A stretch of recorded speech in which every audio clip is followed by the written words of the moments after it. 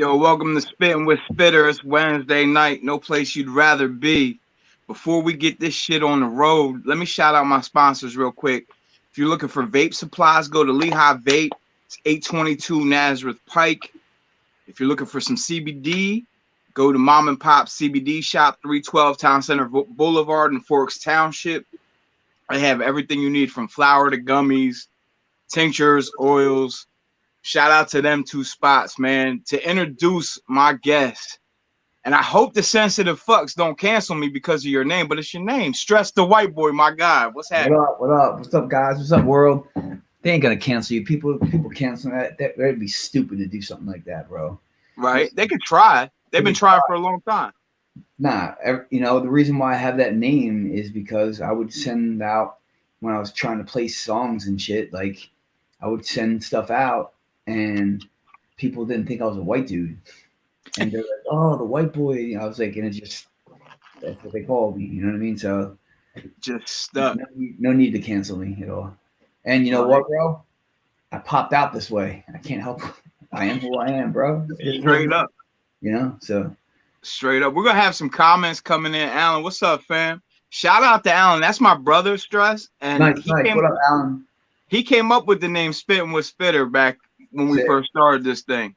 Yo, I was looking at the, at least with Jack's, my brother's episode, you're like hundreds deep. Yeah. Good for you, man. That's awesome. They say that, like, if you could survive the first 20 episodes, you'll be all right. Killing it.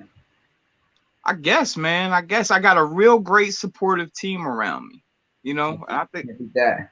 My wife, she's a blessing. She supports everything I do. My brother, he supports everything I do.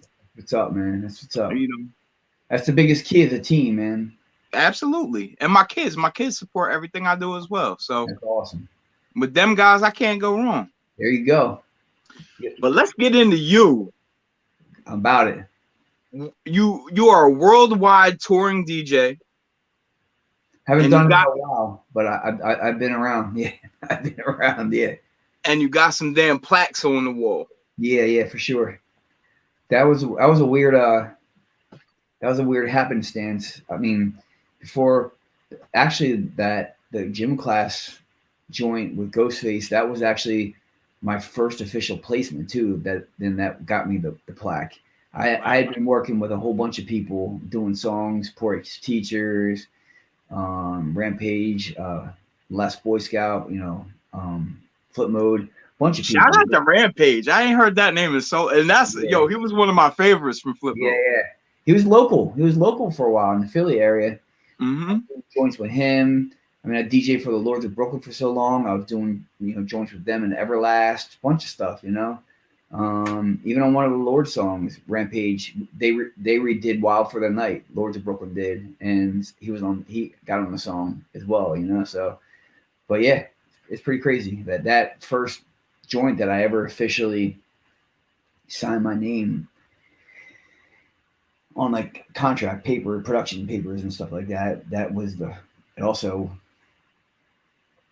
went gold, I feel very fortunate. I feel very fortunate because, I mean, it's hard to make any buck or accolade in music, you know what I mean? And I just grind. That's all I've ever done is grind. And I've gotten a little bit older now, almost 49 in May, but I just... Wait a second, time out. Not to cut you off. May what? 22nd, Gemini. May 20th. Oh, missed it by one day. Yeah. Yeah, cusp, yeah. Yeah, and but yeah, now I just pick and choose my jobs and stuff, man. I just, ultimately I got into music because it was an escape from whatever, tough childhood. It is what it is. But right. People that, for the most part, people that get into the music business to try to make money, get fame, whatever, you're in the wrong fucking game, bro. You know what I mean? Man. So, I tell these young kids all the time, like, if you're rapping to be a SoundCloud rapper and you think you're gonna make money off of it, you're wildly mistaken. Dude, I got a fucking plaque, and it's hard to fucking make money on any type of publishing and whatnot. Now they're forcing you to go play shows live, and then your money is your performance and your merch But then usually if you get a deal, that overseer record label is getting a cut of that merchandise too. You know, don't matter. You're getting fucked. One way or another. Yes, you are, man. You know what I mean? A record deal is a glorified bank loan or mortgage with the worst terms ever in the world. You know, and it's the truth, man. Be And paying a 60-year mortgage. yeah, yeah, dude. And then back in the day, I don't know, like it, you would get 15 minutes of fame, and now it's not even 15 seconds of fame if that's what you're searching for. You know what I mean? I don't know.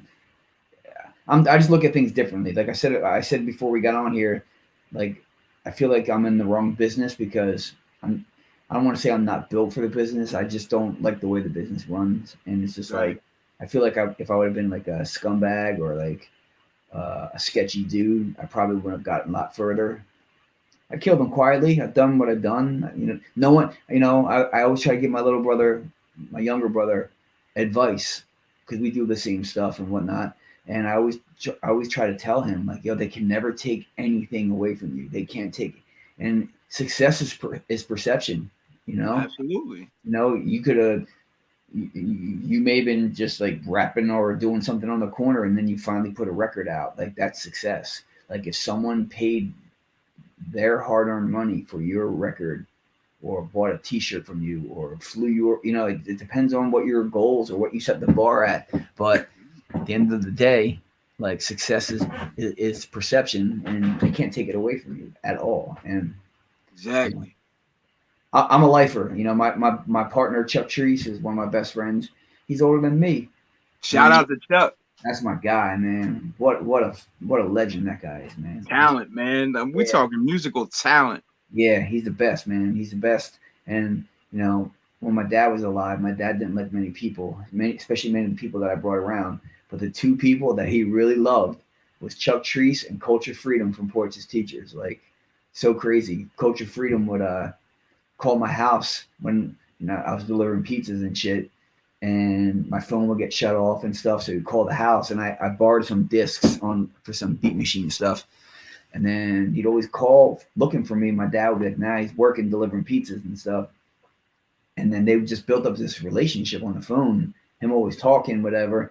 And then Culture showed up to the pizza spot and he's like, yo, bro, I got to get those discs. I'm like, all right, come on and deliver with me. I'll get those discs at the house and we'll kill it right now.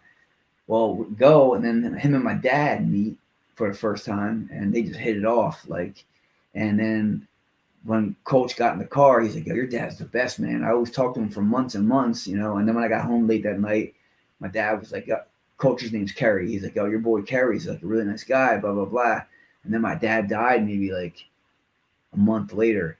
And then, I was just telling Coach yesterday, on the 2 days ago, my dad's 70. Well, he would have been 70. And he commented on like a social media post.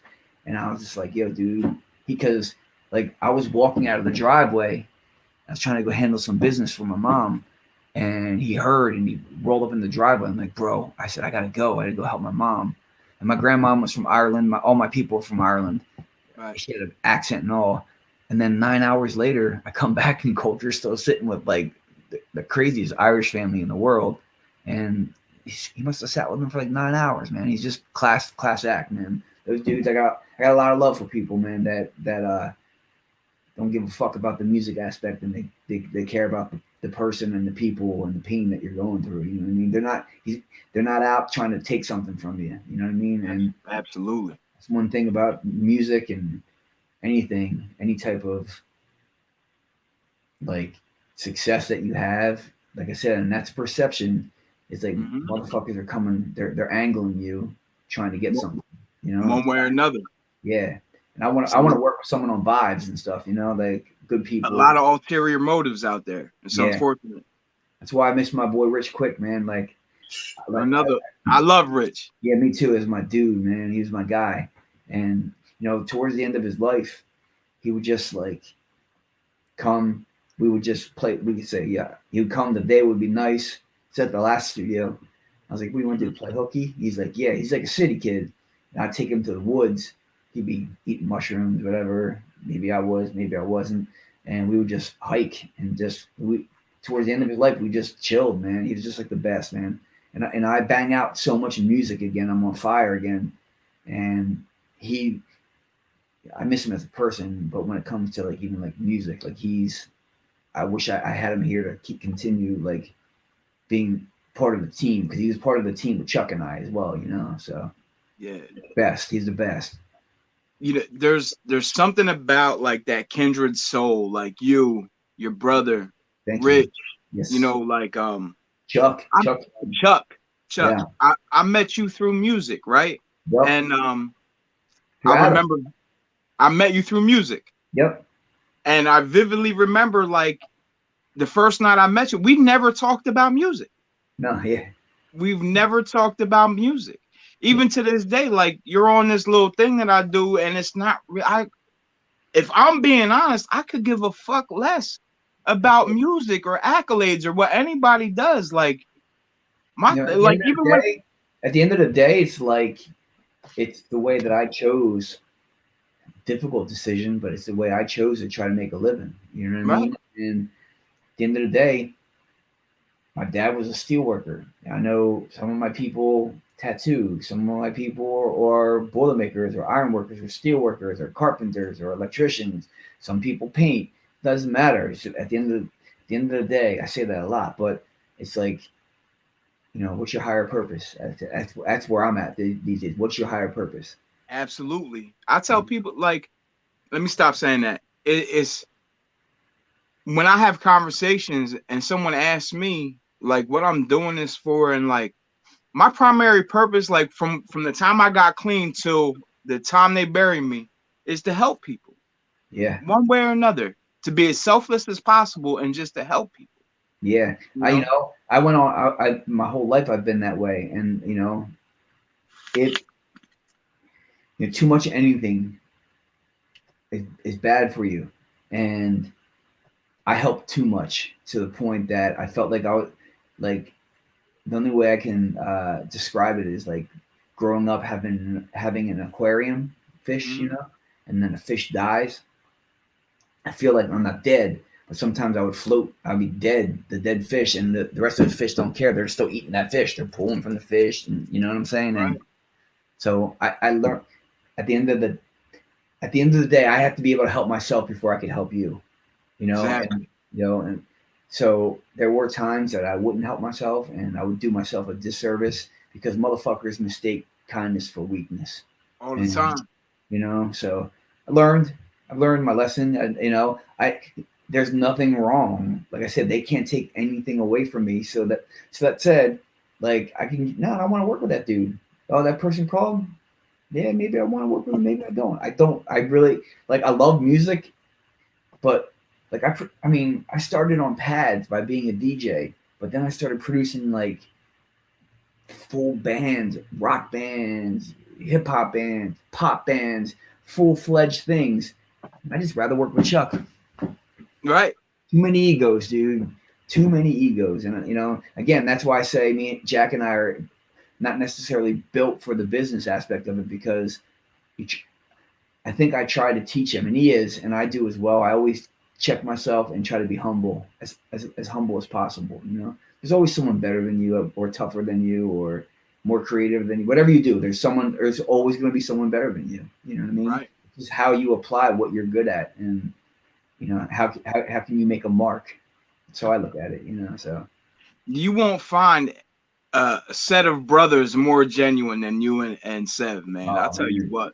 Yeah, he was 9 when our dad died, and Mm, then I was touring a lot, like a lot, and it just happened to be my mom was cool with it. I'm like, Mom, like I said, I can't give up these shows. I'm getting paid good money. It's a good exposure. Blah blah blah. I was like, let me take them. Let me take them with me, teach them the ropes, and we developed this plan. Like I was Lords of Brooklyn, and it was a big tour. It was Warped Tour, but we got a Prevost bus, like a big bus, right? But right. they also the Lords, Adam and ADM and Caves, Adam and Mike.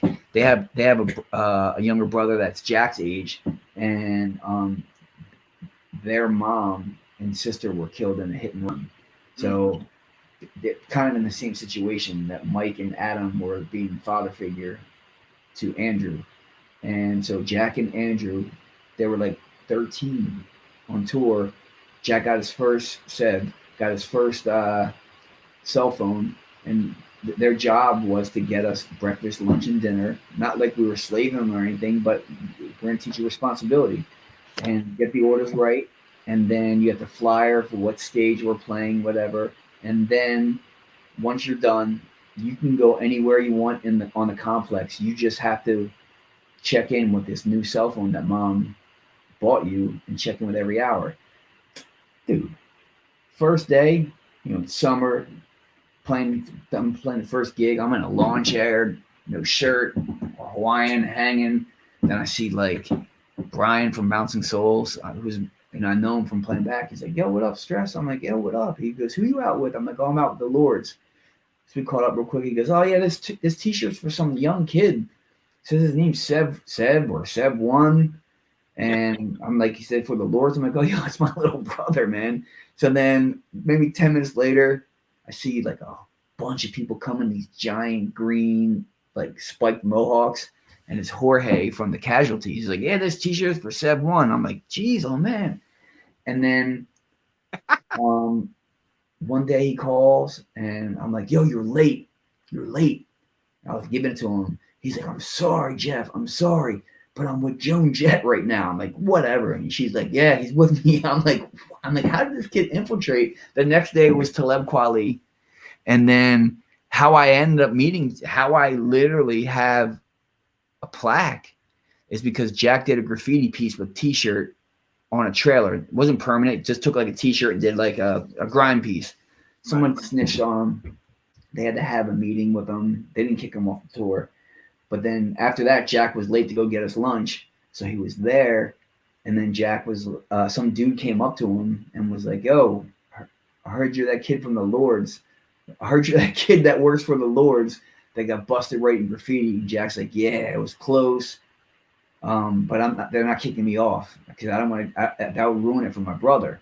And this guy goes, you have a black book? And Jack goes, I write graffiti. Of course I have a black book and I have it with me. And he was like, I write graffiti too. My name's Travie McCoy, gym class heroes. Bring it to the bus, blah, blah, blah. And Jack's like, okay. He goes, yo, by the way, I make beats. And Trav's like, yeah, what? Okay. He goes, how old are you? He's like 13. He's like, yeah, bring your beat CD. He goes, but Jack was like, you should probably listen to my brothers because he taught me everything I know and his stuff's banging. And then the last date on tour, he came up to me. It's like, yo, I heard your stuff. Your brother sent it. I want to work with you. And then boom, here we are. Rest is history. That opened up Good Charlotte. That opened up everything for me. You know what I mean? So Jack, Sev. Shout out to Sev, man. Yeah, he's the best, man. He's the best. Yeah, absolutely. Like, I like to vibe around anybody that's the same type of thinker, the same type of soul, the same type of heart. You know what I mean? 100%. He, I never told him how to be or what to be. He sparked a lot off me, which is, like I never wanted music for him as a lifestyle or a way of life. I mean, and I never wanted tattoos to be a thing because, come on, man, like my face was tattooed. Fuck everybody. That was the initial. I don't want to talk to no one. I feel like I'm a nice guy, and then when then my heart comes out when people talk to me. I'll be nice to them, and then next thing you know, this whole thing of trying to keep people away from me backfired. But I guess Jack just saw that, and Jack's more tattooed than me. My head's covered and my whatever, but my brother's more tattooed than me. I want my brother to surpass me in everything. Like I just want him to crush me. You know what I mean? And hopefully he does. He's off to a great start. I tell you what. Yeah, he is, man. He is. So. We got a question that just came in from my guy, JT Funk. He said, do you feel it's a lot harder to make money in the music industry now because of streaming services or a lot harder prior to the internet boom? I just told, that's a great question. I just told someone recently, like, I kind of, whether I've had other businesses and stuff like that. I treat everything like a band, like music. So I'll answer this question straight up. Like, I had a publishing deal, a 3-year publishing deal with Concord Well, they were called Amalgam, but now they're called Contact. Amalgam Digital. Oh no, it was I know who they are too. That's Joe, but it was IMAGEM Amalgam. Oh, okay.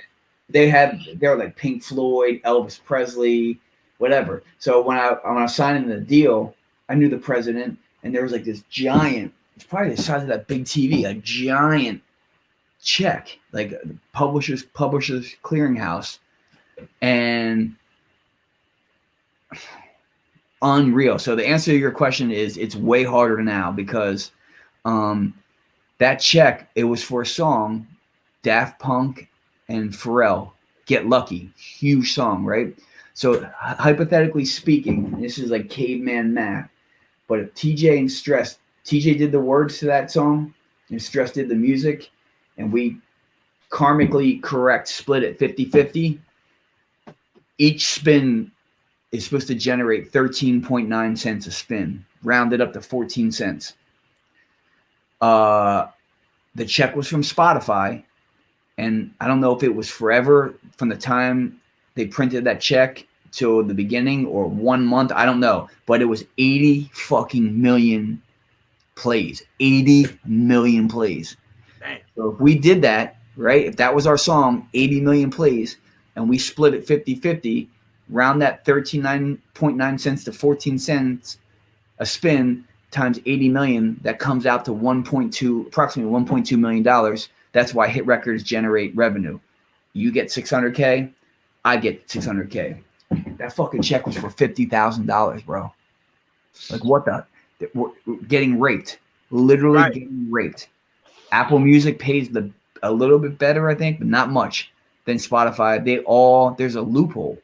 And they're trying to end it, and it's like complete robbery, dude. It's complete robbery, I mean, I wasn't flipping. I like flipping real estate. I really do. I like putting an idea into a home. I do it with my sister and a family friend that we're in a business together. But all I did was write songs. I wasn't tracking full bands for a package to keep the lights on. You know what I mean? Like, right. I was writing songs. I did Tyga. I did, you know what I mean? And it's just not the same game anymore. But again, I'm a lifer. I'll never stop doing all that. You know what I mean? It's what I do. It's in my blood. I'll be 90 still doing this. You know what I mean? And, I still make money on my own stuff that I put out, whatever.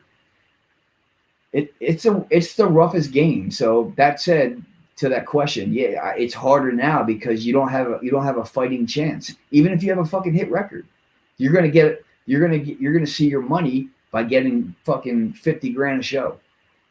Exactly. No one's getting plaques anymore. They are maybe, but barely. No one's buying. It's streaming.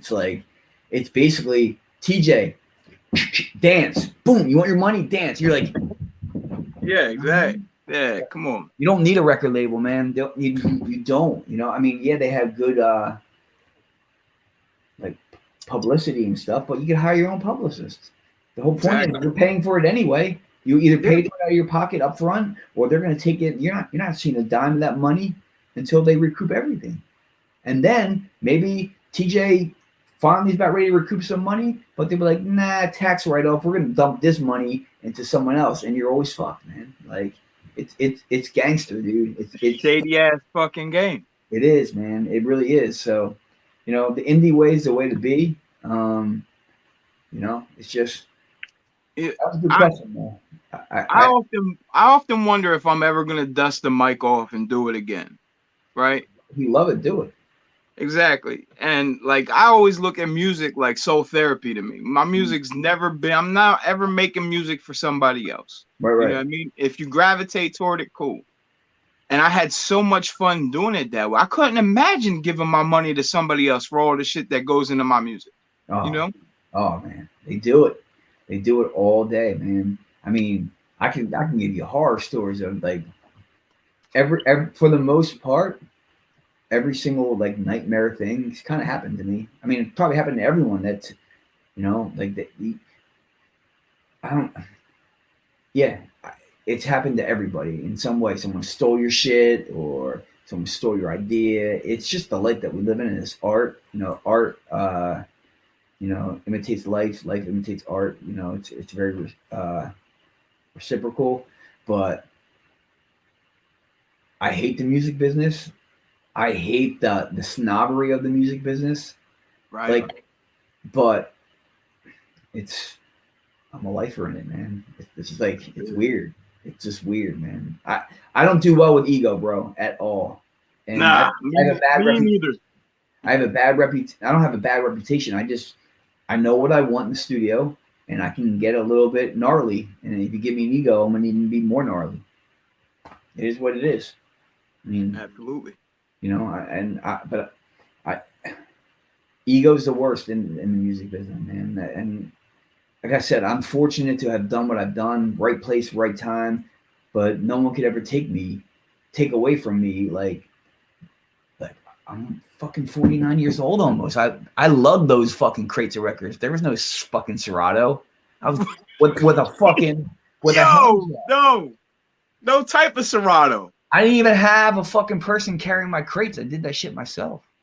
You know what I mean? Even like these kids are so lucky. Even like back then, the Technique 1200s were fucking heavy. Yeah. Oh, they're like 40 pounds a pop, dude.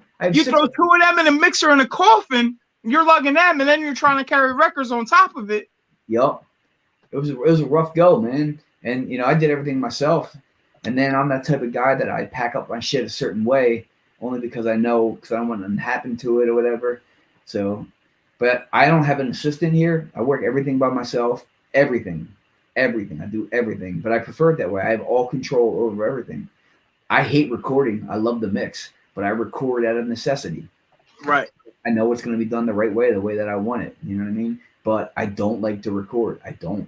I have a fucking studio, and I don't like to record. I mean, I do, but for the most part, I don't.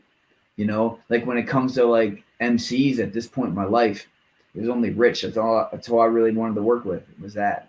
You know what I mean? When it comes to like hip hop stuff, because I don't know, he just kept it real, no fakeness at all, man. And I don't fuck with fakeness. Nah, super humble he was too. Best. For as talented as he was in so many damn areas. Yeah. Super humble. Good guy, man. Really good guy. But you had mentioned you are a lifer in this music industry, and I'm not trying to segue, but we're gonna segue. You are also a lifer Philly fan. Forever. Hold up. Ready? Hold up.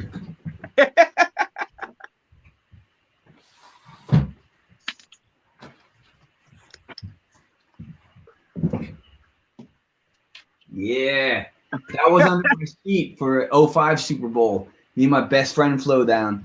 But right there's an autograph. It's not like Randy Jackson and a fucking samurai sword and Step Brothers. But it was Patriots, and it was Michael Spinks in front of us. And okay. Some Patriots fans were talking smack, and it was a girl.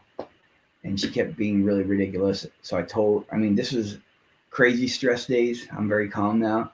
But I told her boyfriend she should probably keep her quiet or he was going to get fucked up. And she kept going. I'm like, bro, that's twice. Third time you're going to get knocked out. And then, all of a sudden, he was sitting at my knee. He's like, bro, you want a beer? I'm like, nah, I don't drink. He pointed at my bud Harry. He's like, you drink? He's like, nah. You want a soda? I'm like, okay. So he sent these two young dudes that were with him. Here was Michael Spinks, because mad people were coming up to him like, yo, aren't you that guy that got knocked out by Mike Tyson in like 91 seconds or something like that? He's like, yeah, it's me, class. But he's like, yo, I love you guys, man. I feel like we're at home. Like, yeah, I am one of those guys. I've definitely calmed down later in life, but I mean, it's different at least for me. I associate Philly sports with my father, like that was like, it was taught, it was bred into me.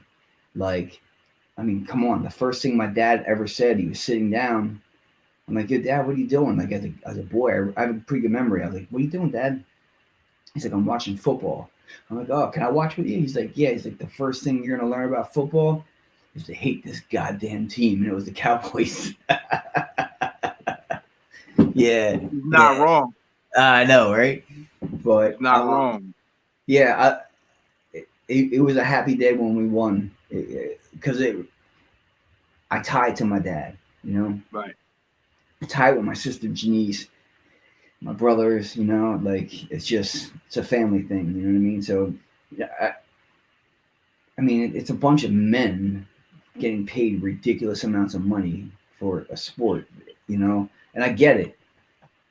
And maybe it's something for me. I don't have to use my brain because I'm always using my brain for this, you know, Right. always. You're always your brain's on all the time doing this. So especially it's something I don't have to do anything. Football and I love all sports, but football and hockey more than anything at this point. And I just sit down and just relax, man. Get a little stoned and just like chill. Take You it know what I in. mean? So, but yeah, I have 700 level for life tattooed across my forehead.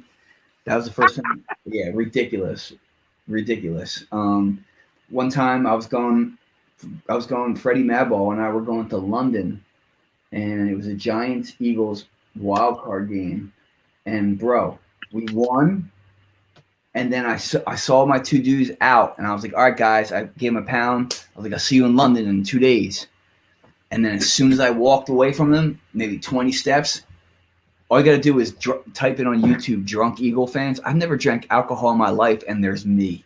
Like there's this guy who's really drunk, but then I happen to walk up when I come into this, and it's still living on YouTube. Drunk Eagles. He's talking about Jeff Garcia.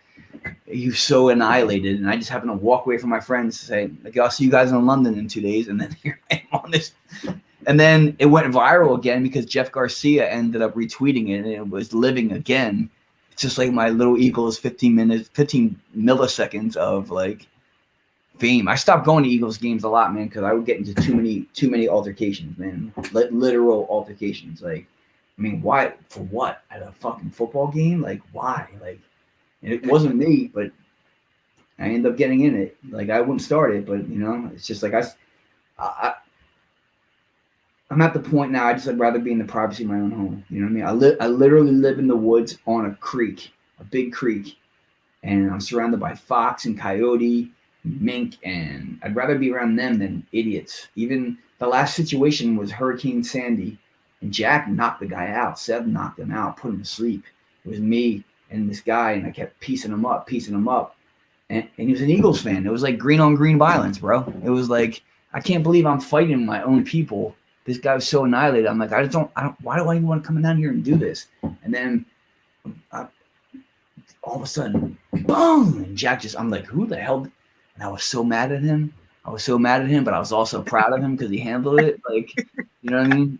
And God don't like ugly. I lost my phone, a whole bunch, you know? And then the cops were like, you know, the siren going, I'm like, all right, Jack, don't say shit, bro. We're going to go see Judge Seamus McCaffrey. He's like, who's that? I'm like, that's the fucking judge. I think and in my brain, I'm like, yes, I actually going to be this dude that gets to see the judge in the bowels of the stadium. But the cop was like, kept it moving because he watched us do his job. I don't know. I don't think the cop was going to beat the guy up. We beat the guy up or whatever. But I'm like, for what? A fucking football game? Like, Right. I mean, I'm not saying I would not ever not get in a situation again. I just don't want to. I just rather watch football at home and eat pizza and be stoned and hang out with my dogs, you know? We were talking before we came on live, and that's something that I truly appreciate, the serenity of my home. Yeah, for sure, man. For sure. I don't like any of the shit that go on outside of it. You know what I mean? Leave me alone. I don't want no parts of it. Yeah.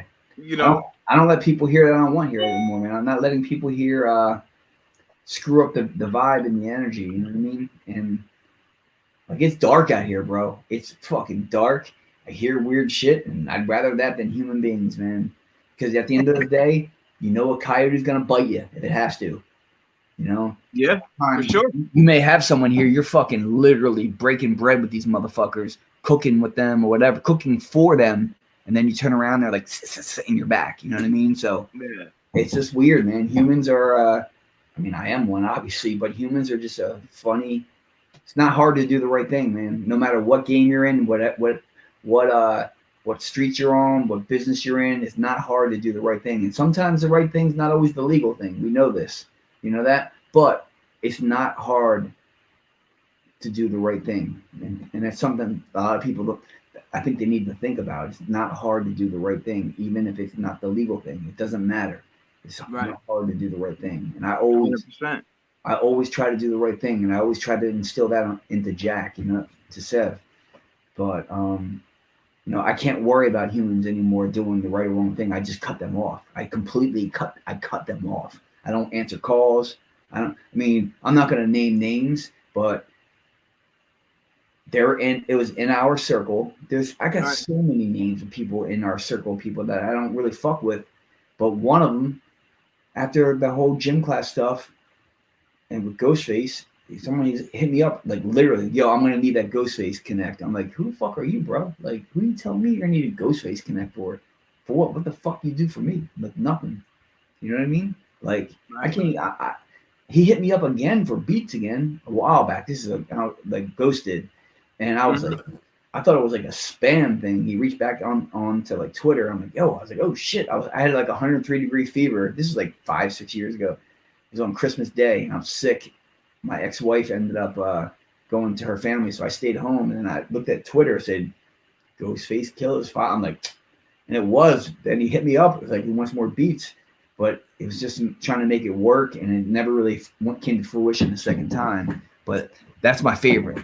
And again, I could quit right now. Like it's not a popular opinion, but like I developed Tyga on that first record, no introduction, but I got an official Lil Wayne feature on the bonus track, and to See me, that?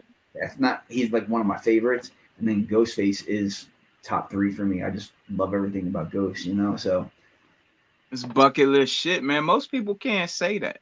You yeah. know. Again, man, and I really say I feel fortunate. One thing I don't do is ever really, unless in some of these situations, like I Yeah. get asked about it. I don't ever really take the time, and everybody should, but I don't ever really take the time to be like, oh, I did this or I did that. You know what I mean? Because you're always hustling, you're always grinding, you're always trying to get that next placement or doing whatever, and then you just don't give a fuck anymore when you realize how fucked up and how grimy the music business is. You know what I mean? And you don't give up, because some people quit. They do. They go into something else. I'm not gonna ever quit. I'm gonna work with who I want to work with, because at the end of the day, like no one's gonna hear a bad song from me. At least on my end of things, they're not. Right. You're gonna feel it. There's a 90% chance you're gonna feel it. You know what I mean? At least what I do, and I'm not. It's just what I am. I'm a soulful guy. So is Sev. He's the same way as me. But you know, like no, I'll never quit doing it. It's just it's a rough game, man. It's harder now. It's hard for kids. It's also easier for kids today making beats like we were talking about before. Yeah. Fruity Loops or whatever. No one knows how to sample a record. They just throw something in there or whatever, and no one knows the lack of creativity. It took me a hot minute with like today's production style, like a lot of like trap soul stuff. I fuck with it now. I love a lot of it, man. But it took me a hot minute. I like the challenge of things, though. You know what I mean? I like the challenge of like pop music. Like I'd rather work on pop music all day, like literal pop music, because it's fun to me. It's something that I listen to '80s rock, man. Like Yeah. Me it's, too. it's the best, dude. I spent my '90s, my coming of age years. I graduated high school in 1990. Bought my first set of turntables soon thereafter, and so I love the '90s for a hot second, bro. And I talk nothing but shit 18, 19, 20 years old about the '80s and the '70s, how they suck. And then you grow up, like, yo, I was born in 1972. You hear your parents say, like, oh, we grew up on the Beatles. Like, motherfucker, I grew up with punk rock. I really grew up with hip hop as hip hop was taking its first steps. And then thinking about how I couldn't stand it. There's nothing, the songwriting and the structure, and this is just coming from me for what I do. It's the fucking best shit, man. And I'm listening to '80s classic rock, like I guess on Sirius it would be classic rewind, like the cassette era of that. You know, Right.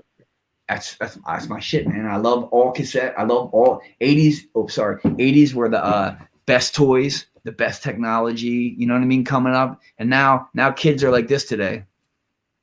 What'd you say, TJ? Like, For sure. you know what I mean? And For sure. I have technology to run this shit, bro. I have a That nice car that will stay in the lane. You know what I mean? right. And I have cable for fucking sports if I am watching it, but I'm watching YouTube on the fucking screen half the time.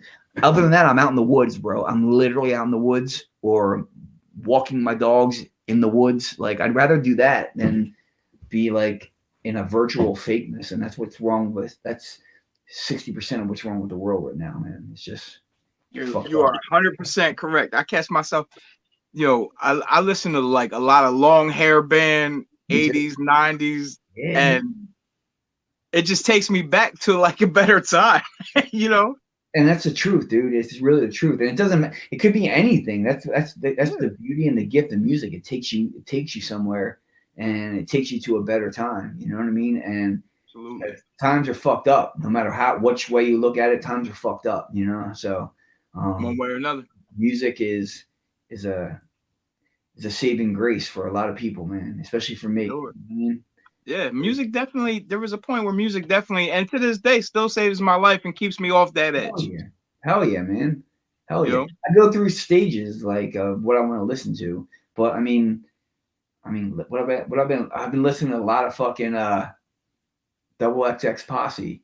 Not gonna be able to do it like all like super early '90s like hip hop stuff. I mean, or then I'm listening to like Black Flag and the Circle Jerks or Slayer. That's what I listen to. But most of the time, I'm listening to reggae or classic rock. Joe Walsh and fucking Loverboy and Outfield and fucking who knows whatever's popping on the fucking I, I'm listening to like harmonies and progressions and structure, and I'm just like, what?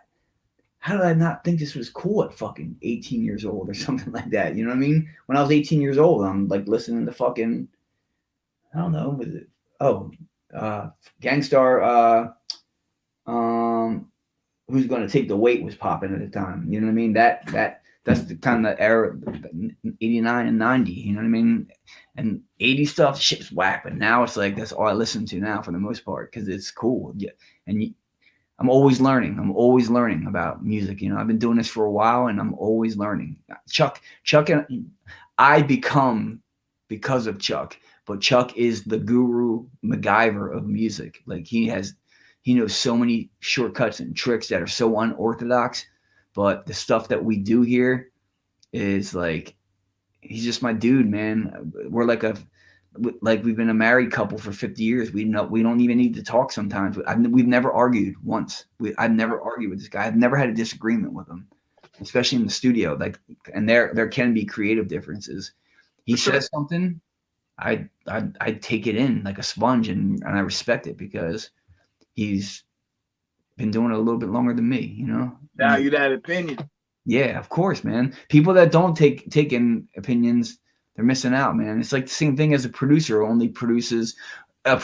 only listens, like say you're a hip hop producer and you only listen to hip hop. You're not gonna go that far. You're You're, not. it's going to become very repetitive. Very repetitive. You gotta open up your mind, you know, you gotta surround yourself, be around all different types of people, walks of life, styles of music, styles of food, you name it, man. Yeah, for Sponge it, sure. absorb it, you know. So it's crazy. I mean, the last time me and you were together, I think was probably in like Red Hook, Brooklyn. And I think it was at a DMX show. Um.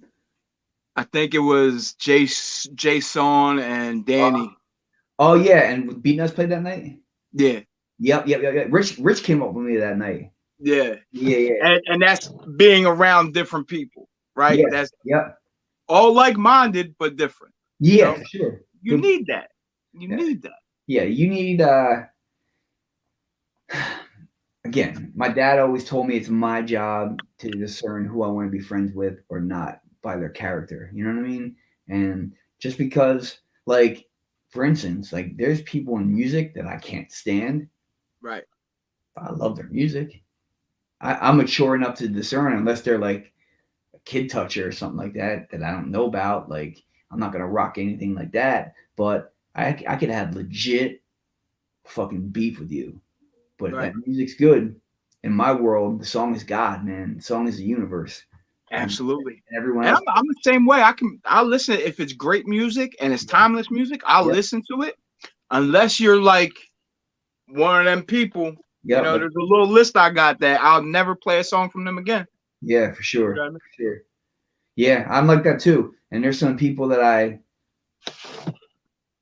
it's sad, man. I mean, I some people that I don't fuck with them anymore, man, at all. And again, I'm not gonna name. I don't name names. I don't do that. I just don't fuck with them, and they're cut off. And if I see them, Yeah, you don't get the extra notoriety of me mentioning your name. You get no runoff for that. yeah, for sure. I You get know. it. I get it. There's But listen, you know, when I started this, I just wanted to give my people their flowers while they were still alive, because I hate with a passion. I dislike so much someone passes and you see how much love they get on Facebook and the social media platforms and shit like that. yeah, And I'd much rather give my people their flowers while they're here. for sure. I had Seb on, like, every time me and you have been around each other, it's been nothing but a genuine experience. You know what I mean? That's Like real. the one night we were in Atlantic City. It Oh was yeah, yeah. A couple times we were in Atlantic City. yeah. Yeah, God, it was show. it You're snowed out that there with night. yeah, almost fucking died on the way home. Yeah, for sure. I remember that. Yeah, that was a fun time, man. That was That fun. shit was crazy. Yeah, that was a good night, man. Wait, who else? Who else was the one? Reef the Lost Cause. Yeah, Reef was there. Who was the Jersey kid from Atlantic City? He was there. He's a what the hell was it? Italian name? He was good that night. I remember something Eddie or something like that. Oh, Anyway, dang. I forget UG was there. who was. UG Yeah. doing push-ups on stage rapping. Shit was crazy. Yeah. And me, I'm just behind turntables. I often say to people, like my new spot's different. So like that way I track drums and there's cabinets in there, but it used to be that the booth and the live room was that way in the old spot. Right. But between DJing and being behind a console, I was thinking about like an idea of like writing a book of like the nuances of what people do to get creative. Right. They're gonna be like, what? They're gonna be fighting, whatever. They're all like moving their neck and shit. I'm just like stretching it out. Whatever works for you, you know what I mean? But the shit I've seen DJing tours, like behind the turntables, like there's one of it's on my YouTube page. I think it is AOTP. We were in Europe, so it was Sabak was headlining, then it was Outer Space, Reef, and then someone else before us. But then at the very end, Reef would come on and do some AOTP stuff. Well, he came out and was throwing a water bottle, and it fucking went on my eye. You could hear me fucking skipping. And then Reef comes over. He's like, sorry. I'm like, it's okay. Yeah, it was I've seen a lot of stuff, man. Those were the anytime I've been to Europe has been the most fun to me. I feel like it's just whoever I was with. It's just like, I don't know. You have people who are from a different country that know your name and they buy your merch, and they just it baffles me that, I don't know, I'm a steelworkers kid and someone knows who I am in a fucking different country. So like especially like the poor East Bloc countries like Romania and Poland. Right. Class. Best people, best fucking people, man. Best experience, man. Borderline spiritual, because you see how hard it is for them, and then you come here and you're like, even some of the hardest things that you've seen here is not even up to par with how hard it is in certain places. But it's everywhere, you know what I mean? It's just like, sure. That's my experience in some places that I've been, that it's just like, wow, these people save their fucking money to come see you play. Like I was in Romania and they were asking me about Fat Cat Click. I'm like, what? Like that's Philly. Like that's like Philly. Like he's like, yeah, I have this cassette and this cassette. I'm like, you want to sell one of them? Because I want that cassette, man. You know, right? Really good people. You know, so it's that's people need to be. It's just being organic, you know, and just like absolutely. being fake is really hard for me, or like lying is really hard for me. It's like an uncomfortable thing, you know what I mean? So um, For sure. it's weird, you know. Some people act a certain way in the studio, whatever. Yo, bro, motherfuckers come to the studio at night with sunglasses still. Like, are you fucking kidding me, bro? It's Like, dark out. right? I'm like, these lights are not that bright, bro. Like, chill. You know what I mean? But I still deal with some shit like that sometimes. Not that much anymore. I don't have like a screening process, but I just don't. I check people out before I want to work with them. If I think I want to work with them, you know, there are some people that I always work with. They just come back to me, and you know, I'm cool with that. Like, yo, Petey Crack and me, like this. That's my guy, man. That right before about a year ago, he was sitting right here, and we were just working on something. And then I was like, all right, man, I'm going to Vegas. I'll see you when we get back, and we'll kick up. And then everything got shut down. You know what I mean? Right. So, but there's certain people I always work with, and that I look forward to and enjoy. You know, like I said, uh, I want to find the next thing though, like hip hop wise, and someone that could be developed. And there's a difference. Like, oh, he's great. There's so many great rappers and MCs and songwriters out there. It's about sticking to a formula, to a plan, and you know, and some people are just not. They're very headstrong. You know what I mean? And you Don't know, know how to get out of their own way. yeah, it's the truth, man. You know, I mean, I think all of us in some way have been like Oh, that. I have, you know, in some way, but I just feel like I've it's been, taken me 40 years to learn how to stay out of my own way, and sometimes I still fuck that up. yeah, same here, man. You know what I mean? I just, I don't know. I feel like my family, we were presented extraordinary circumstances with like things with our dad and everything. Like, you know, people die and stuff like that, but like what happened to my dad and my, you know, it's just like a horrific type of thing. And then, you know, like we all rallied around to help my mom raise my brother. And it's just like, it's amazing that I even, I'm not a drug addict. It's amazing. Like, these are things I'm saying. Like, it's a horror story, some of the stuff. And I'm not crying the blues. It's just Right. amazing I'm not a drug addict. My brother's not a drug addict. But it's, I don't know. I'm very fortunate. I'm just very fortunate. And again, at the end of the day, I look around. I'm in my studio that's not connected to my house. Like, my dogs love it. My dogs get the best. You know what I mean? And if my dogs are happy, then I'm happy. And I don't know. It allows me to be creative out here, and I only let people here that I want here. You know, it's taken me some time to learn that it's like my little sacred safe spot. You know what I mean? And I got mad guns here for anyone that wants to encroach. Everybody want to come on in. Bro, if I people walking, some people that are not gun friendly, I'm just like, bro, it's my house, my rules. He's like, why do you need a gun out here? I was like, yo, my dog is 8 pounds, and I can't even hurt an animal, but if a coyote comes on my dog, I'm fucking doing what I got to do. You know what I mean? Absolutely. So I'm also out here by myself. Like, someone can easily run up in here. You know what I mean? Like, so Nobody should even be asking you. They're your guns. yeah, all day, You know? all day. Most of them want to shoot them though, and we do. Everyone goes buck out here, bro. I Like, believe it. yeah, so we go back off the back deck and shoot in the creek. It's fun. Isaac, Danny was out here shooting recently. Yeah, shout out to Isaac. You're never shooting a gun here again, bro. Shout out to him. Jeez. He texted me. He FaceTimed me yesterday. He's got a project that I'm mastering. It's called Spick, and him, Joe Fatal, Big Lito, and I forget, it's just those three. And it's some of the best stuff he's doing, man. But I'm not even a master engineer. I just learned how to do it out of necessity, and I master so many people's things. It's not my favorite thing to do. Like, I love to mix records because you can shape a record and put your sound and style on it. That's why I record, to get something the way that I want it. You know what I mean? I know where everything's sitting, whatever, but I like to mix. I don't really necessarily like to record because that requires human correspondence face to face. Yeah.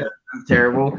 But I'd rather mix, and but I master now too, you know what I mean? So for sure. Listen, my brother Stress, I know how busy you are. Yeah, always on the run, bud. So I just wanted to thank you so much for taking your time out of your day Thank you. to Happy hop happy on New Year. here, shoot the shit with me. Anytime you ever want me on, let me know. I'll come back on. Before you go, is there anything you want to ask me? Because I really haven't. I do all the asking. Yeah. Why do you hate Philly teams so much? What's that? Why do you hate Philly teams so much? You know what? I don't hate them. I just like to talk shit.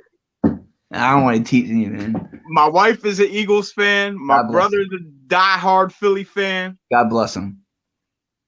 What team are you? I'm a Raiders fan. Sorry to hear that. No, I'm kidding. They're my second favorite team, bro. They're my second favorite. I know. See, and I know that. So yeah. You know who so I love obviously I'm an Eagles fan, but I love the Raiders and I like the Lions. Okay. I like all the NFC Central teams. I just feel like it's such a hard division. Vikings, Bears, Teef. Sure. Shout out to Teef. Now that's a fucking dude that knows fucking football. Yeah. Teef, the Bears fan. Right. He rubs it in a lot sometimes here and there, but well, speaking of the devil, hold on. Yo, I gotta call you back because I'm in a podcast, but your ears must have been ringing because I was just talking about you. Yeah, son. Yeah, I'll hit you back. I love you. Bye-bye. Love you, bye. It was Danny Diablo. Fucking daddy. He's the devil. He heard us talking about him. Last time I said we were at the matter of fact, the very first time I ever performed live, Adlib had all the Rough Riders and everybody come out to Pachangas. Oh, nice. And you were DJing for Danny Diablo. No, I remember that. Yeah. You had the Bob Marley Skull Candy headphones. Yes, the green and yellow joints. Yep. Yeah. Yeah. I just did I just created something new for Adam's Space Camp. They're gonna be coming through. Doing a lot of reggae. Like I said, I do a lot of reggae, so it's like my favorite thing to do. And then I'm just gonna be putting out basically because I'm a big Fast Times at Ridgemont High guy. I've been changing the name up a little bit. Like it's still gonna be like Stress the Whiteboy record, but I'm gonna put out 2 instrumental, volume 1, volume 2. It's just gonna be Stress the Whiteboy, Stress Piccoli, Fast Times at Stress My High. And it's just gonna be like beat tapes, you know what I mean? And then people already suck the beats up already. Like they're gonna be using them for songs. I'm doing something new with Freddie Madball. I'm doing a reggae project with Jotham, the singer of Wisdom and Chains, and Chuck. Adam's band, I got something going on. Been talking to my new buddy Fred Durst. Fingers crossed. See that? We've been chatting back and forth. So good guy, really good guy. Excellent. But I feel like we're very similar. Keeps to himself, quiet, just humble dude, man. Those are the type of people like yourself that I want to be around and surround myself with. You know what I mean? Absolutely. So. Stress. If anybody's looking for you, where can they find you? You can find me on Twitter and or Instagram. I'm more on Instagram, which is Stress215. My website is thechopshopstudio.com. And photography is stwbphotography.com. And that's it. And same thing, Stress215 on Instagram or Twitter, STWB Photography on Instagram. And yeah, my website's there. Yeah, they can reach out, hit me up. My gosh, Stress, I appreciate you so much. Absolutely, man. Thanks for having me, bud. Yo, this has been another episode of Spittin with Spitter, Stress the Whiteboy. For all your vaping needs, go to Lehigh Vape, 822 Nazareth Pike. And for all your CBD needs, go to Mama Pop CBD Shop, 312 Town Center Boulevard. We're out of here. Stress. Have a blessed night, my brother. Take care, bud. Hit me up. Later, buddy. Will do. Later, man. Thank you.